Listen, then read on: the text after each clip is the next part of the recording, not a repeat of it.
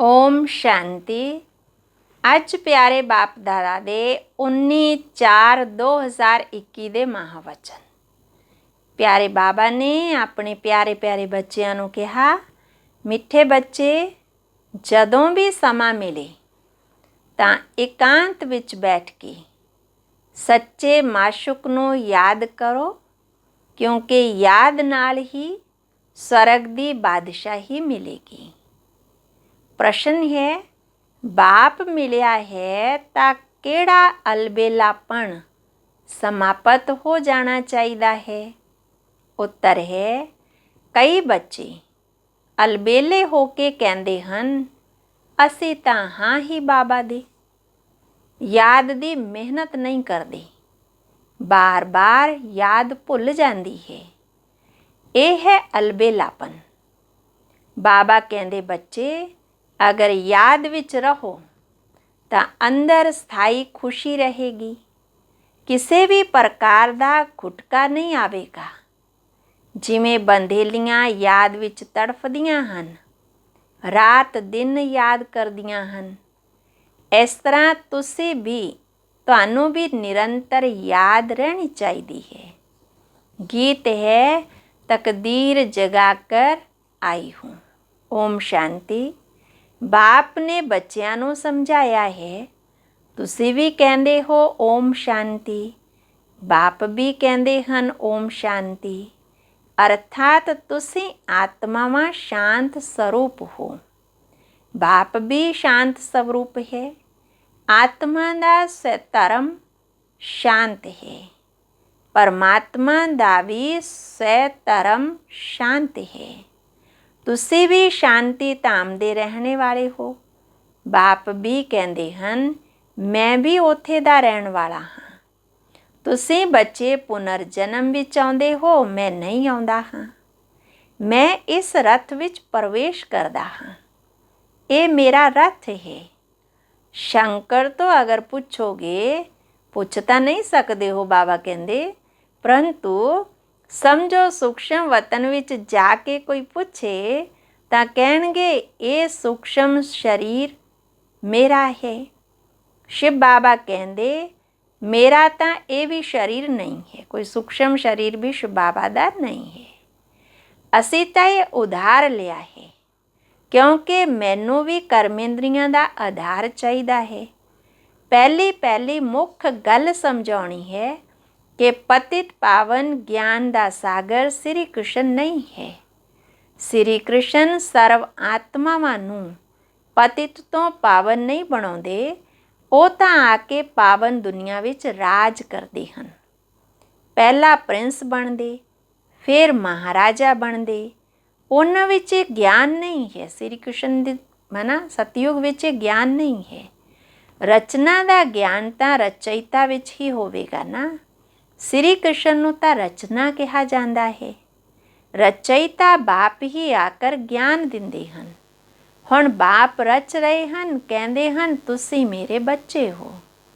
तुसी भी कहते हो बाबा असी तुहाडे बच्चे हाँ। कहा भी जाता है ब्रह्मा द्वारा ब्राह्मणा की स्थापना, नहीं तो ब्राह्मण कित्थों आउण। सूक्ष्म वतन वाला ब्रह्मा कोई दूसरा नहीं है।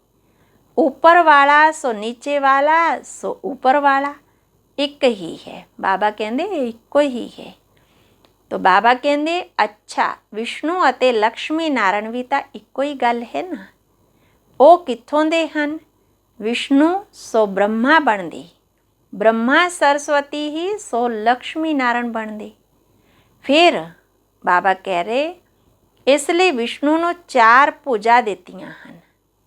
बाबा कहते ब्रह्मा सरस्वती लक्ष्मी नारायण बनते तो कंबाइंड रूप विष्णु माना 4 बाहां। वो सरस्वती बच्ची तो अडॉप्टेड बच्ची है ना। इसका असल नाम तो लखी रासी ब्रह्मा बाबा दा। फिर इसका नाम रखा ब्रह्मा। शिव बाबा ने प्रवेश किया अते राधे नूं अपना बनाया, नाम रखा सरस्वती। सरस्वती दा ब्रह्मा कोई लौकिक बाप तो नहीं ठहरिया ना। इन्हां दोवां ने लौकिक बाप दोवां दे अपने अपने सी। हुण वो नहीं है ਇਹ ਸ਼ਿਵ ਬਾਬਾ ਨੇ ਬ੍ਰਹਮਾ ਦੁਆਰਾ ਅਡਾਪਟ ਕੀਤਾ ਹੈ। ਤਾਂ ਤੁਸੀਂ ਹੋ ਅਡਾਪਟਡ ਬੱਚੇ। ਬ੍ਰਹਮਾ ਵੀ ਸ਼ਿਵ ਬਾਬਾ ਦਾ ਬੱਚਾ ਹੈ। ਬ੍ਰਹਮਾ ਦੇ ਮੁੱਖ ਕਮਲ ਤੋਂ ਰਚਦੇ ਹਨ, ਇਸ ਲਈ ਬ੍ਰਹਮਾ ਨੂੰ ਮਾਤਾ ਕਿਹਾ ਜਾਂਦਾ ਹੈ। ਤੁਸੀਂ ਮਾਤਾ ਪਿਤਾ ਕੀ ਕਹਿੰਦੇ ਗੀਤ ਵਿੱਚ ਆਉਂਦਾ ਨਾ ਕਿ ਤੁਮ ਮਾਤ ਪਿਤਾ ਹਮ ਬਾਲਕ ਤੇਰੇ, ਤੁਮਹਾਰੀ ਕਿਰਪਾ ਸੇ ਸੁਖ ਘਨੇਰੇ, ਗਾਉਂਦੇ ਵੀ ਹਨ। ਤੁਸੀਂ ਬ੍ਰਾਹਮਣ ਆ ਕੇ ਬਾਲਕ ਬਣੇ ਹੋ। ਇਹ ਸਮਝਣ ਦੀ ਬੜੀ ਅੱਛੀ ਬੁੱਧੀ ਚਾਹੀਦੀ ਹੈ। ਤੁਸੀਂ ਬੱਚੇ ਸ਼ਿਵ ਬਾਬਾ ਤੋਂ ਵਰਸਾ ਲੈਂਦੇ ਹੋ। ਬ੍ਰਹਮਾ ਕੋਈ ਸਵਰਗ ਦਾ ਵਰਸਾ ਜਾਂ ਗਿਆਨ ਦਾ ਸਾਗਰ ਨਹੀਂ ਹੈ। ਗਿਆਨ ਦਾ ਸਾਗਰ ਇੱਕੋ ਹੀ ਬਾਪ ਹੈ। ਸਵਰਗ ਦਾ ਰਚਾਈਤਾ ਬ੍ਰਹਮਾ ਨਹੀਂ ਹੈ। ਬਾਬਾ ਕਹਿੰਦੇ ਉਹ ਇੱਕ ਹੀ ਗਿਆਨ ਸਾਗਰ ਬਾਪ ਹੈ।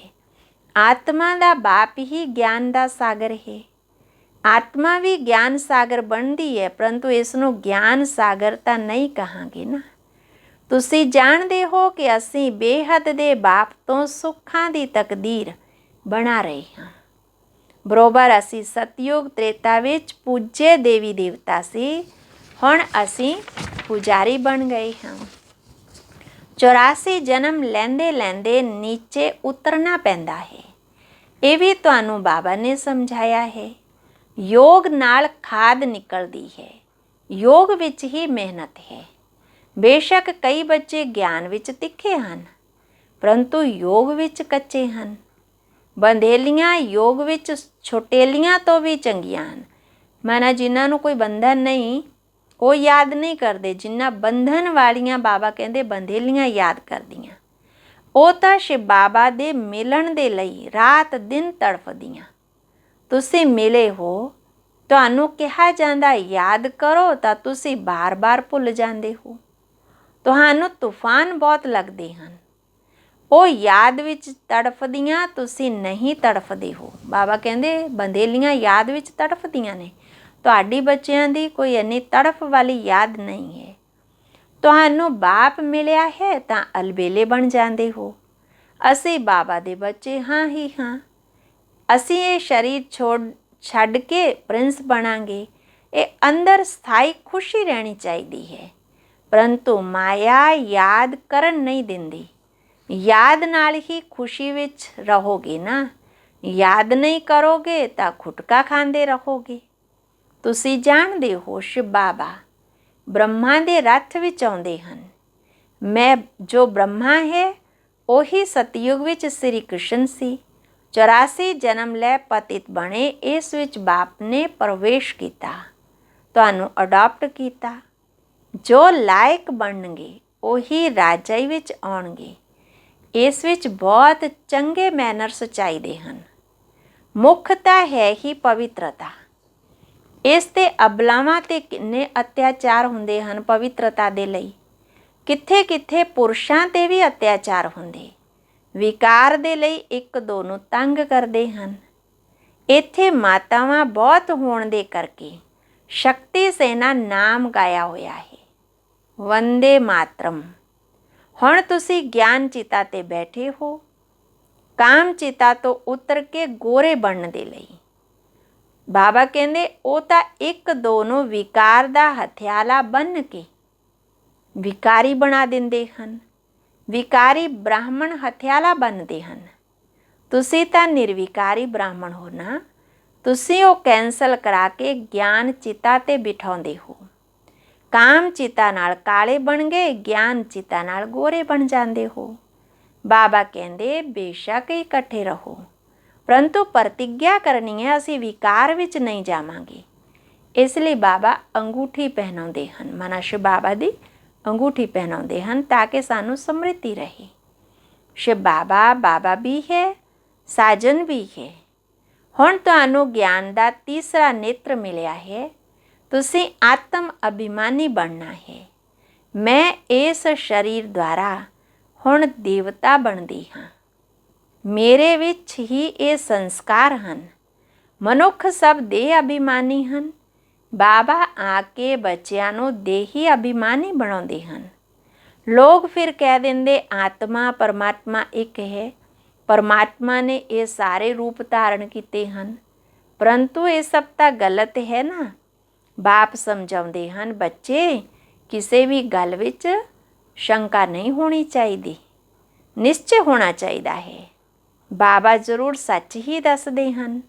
संशय बुद्धि विनशंति, वो पूरा वरसा नहीं पाउणगे। आत्म अभिमानी बनण विच मेहनत है।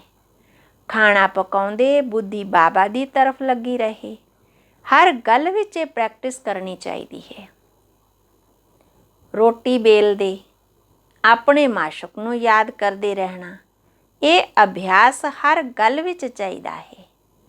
जिन्ना समा फुरसत मिले याद करना है। याद नाल ही तुसी सतो प्रधान बनोगे।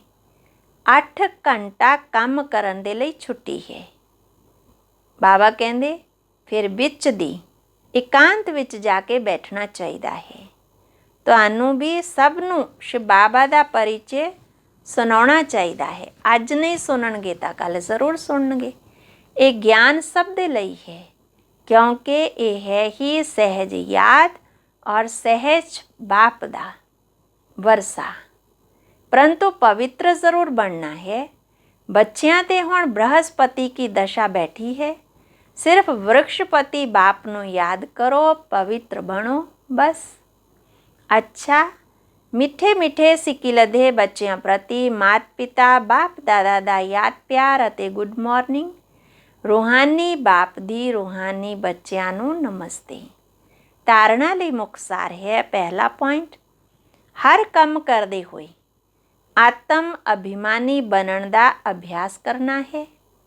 देह दा अहंकार खत्म हो जावे, इस दे लई ही मेहनत करनी है। दूसरा, सतयुगी राजाई दे लायक बनण दे लई अपने मैनर्स मना संस्कार बड़े रॉयल बनाने हैं। पवित्रता ही सब तो उच्ची चलन है। पवित्र बनन नाल पवित्र दुनिया दे मालिक बनोगे।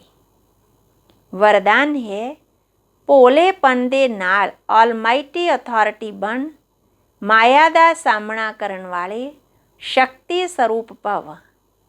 कदे कदे भोलापन बहुत भारी नुकसान दे दिंदा है। सरलता भोला रूप धारण कर लेंदी है, परंतु इस तरह का भोला नहीं बनो जो सामना भी ना कर सको। सरलता दे नाल समाउण दी अते सहन करन दी शक्ति भी चाहिदी है। जिवें बाप भोलानाथ दे नाल ऑलमाइटी अथॉरिटी है, इस तरह तुसी भी भोलेपन दे नाल नाल शक्ति स्वरूप भी बनो, तां माया दा गोला नहीं लगेगा। माया सामना करन दे बजाय नमस्कार कर लेवेगी। स्लोगन है, अपने दिल विच याद दा झंडा लहराओ तां प्रत्यक्षता दा झंडा लहरा जाएगा। अच्छा, ओम शांति।